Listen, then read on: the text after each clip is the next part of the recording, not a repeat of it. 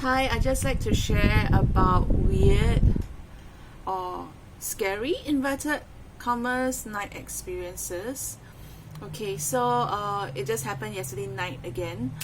So the story goes there was a period of time, I think quite recently last year, where I would actually wake up to sounds in the night that's outside from me. So of course, in my mind, I'm thinking, it's something spiritual, right? And it happened quite a few times until I am quite immune to it. I'm no longer.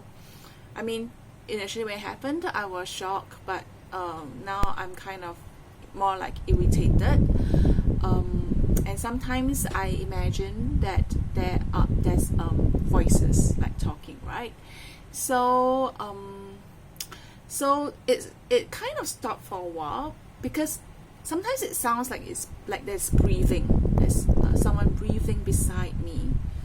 So and it. I think there was a point where I thought it was actually me, right? Because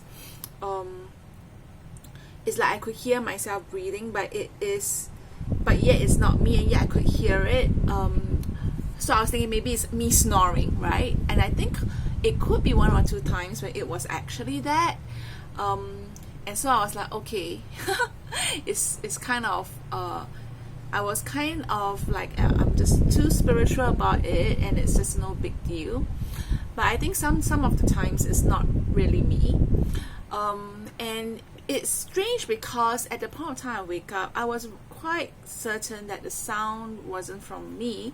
It was somewhere outside or to the right of me, or somewhere, a little further from me, right? So it's either that, and I used to imagine, is it because when I sleep and my soul and my spirit like goes somewhere very deep within myself, and so the sound seems to be outside because I am within, I'm no longer I am in this body, but just deep inside because I'm sleeping. So that's one theory, that the sounds could be from me. But yet sometimes, it's like their words, right? Talking. So I used to be, but not all the time, right? Or I imagine there are words, so I'm not very sure. Or it could be breathing. Yeah, there was one time it was like a laugh. Yeah, so in the past I would pray in tongues, and I still believe in praying tongues, although now, I'm wondering about that. But I can still pray in tongues if I wanted to. However, I still believe that this kind of spiritual, in terms of the sounds, the moving of chairs and stuff like that, it hasn't happened to me, but you hear stories, right? To me, my Pentecostal or charismatic teaching says that these are the low-level demons. My charismatic pastor used to say that, and I kind of agree, because these are very obvious, and there's no finesse.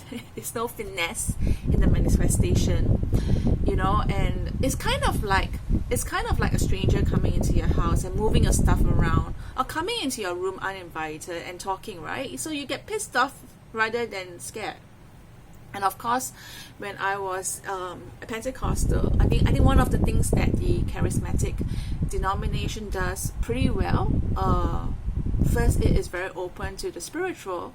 The only negative part is that it's not discerning. But in terms of the bonus and all that, I think some of the testimonies are very warranted. Like,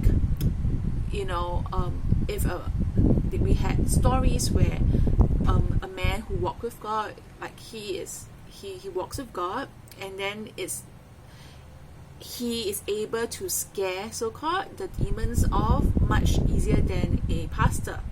It is your walk and how much you know God, and you don't have to cast out and bind and all that. It's just your mere presence, carrying the presence of Christ, just scare the demons away, right? So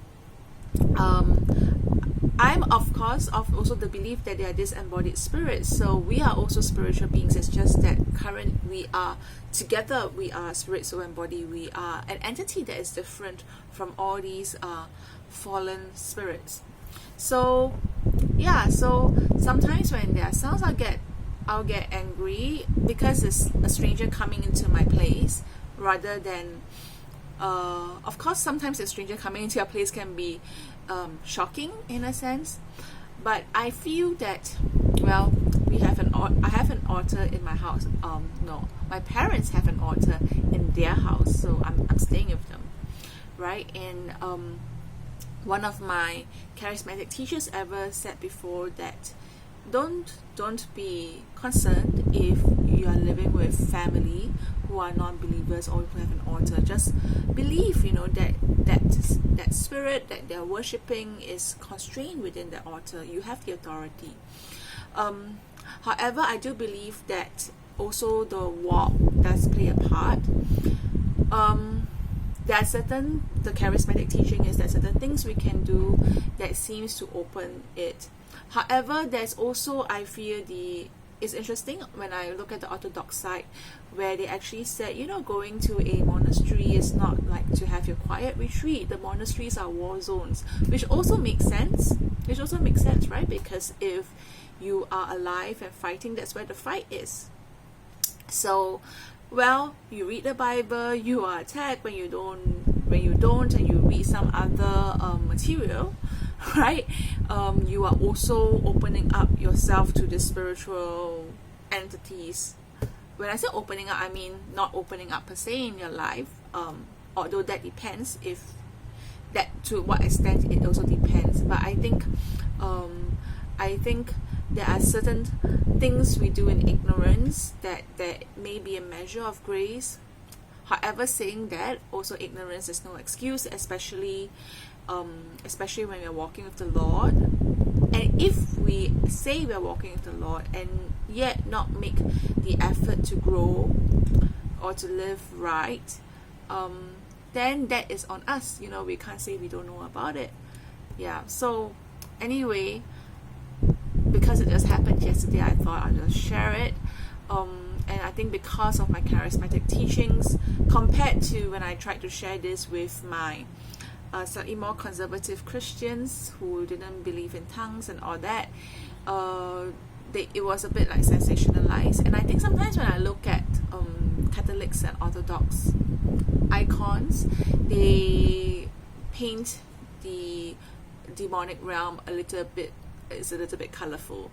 But I feel that back to what my pastor was teaching, and I think I agree with him, it is not the overt, actually, the high level demons, so to speak, right? Like, I'm just reminded of C.S. Lewis's Screwtape Letters. It's more intellectual, right? It's more about teaching and doctrines. So that's how they actually attack the church from within. Those are for the high level.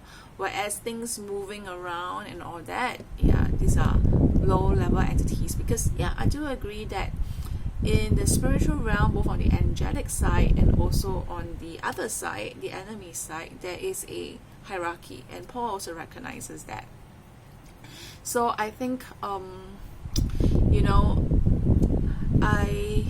I think we just need to, we are in this physical realm, but yet there is this other dimension that we don't see, and whether we see something moving or not, or see it manifest physically, right?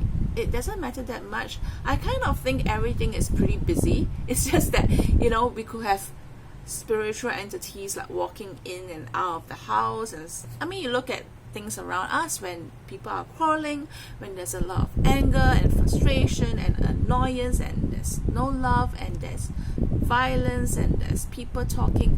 I kind of imagine these entities are just hanging on to, I don't know, the humans, and somehow influencing them, right? So it's all around, and when you do manifest as actual audible sounds, it's just making us aware that they're there, but actually they're there all the time.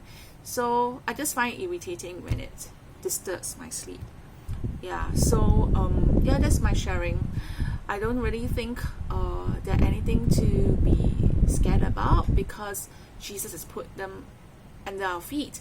But of course, we do not take it lightly either. Not being scared is not the same as taking them lightly. Doesn't mean that I take them lightly, because I think God has already instructed us to be vigilant, right? To be vigilant, to be sober, right? To work out our salvation with fear and trembling, because we can be open to all, we can be easily influenced, right, by what we see, what we hear. God has so many instructions about guarding our heart, about thinking on the word, about prayer. Jesus even taught us about prayer, and even as I'm saying this, I realize how much I fall short in terms of my spiritual exercises as well. So yeah, that's my sharing for today. I'd love to hear comments. Subscribe to my channel if you like the material, and I'll see you in the next video.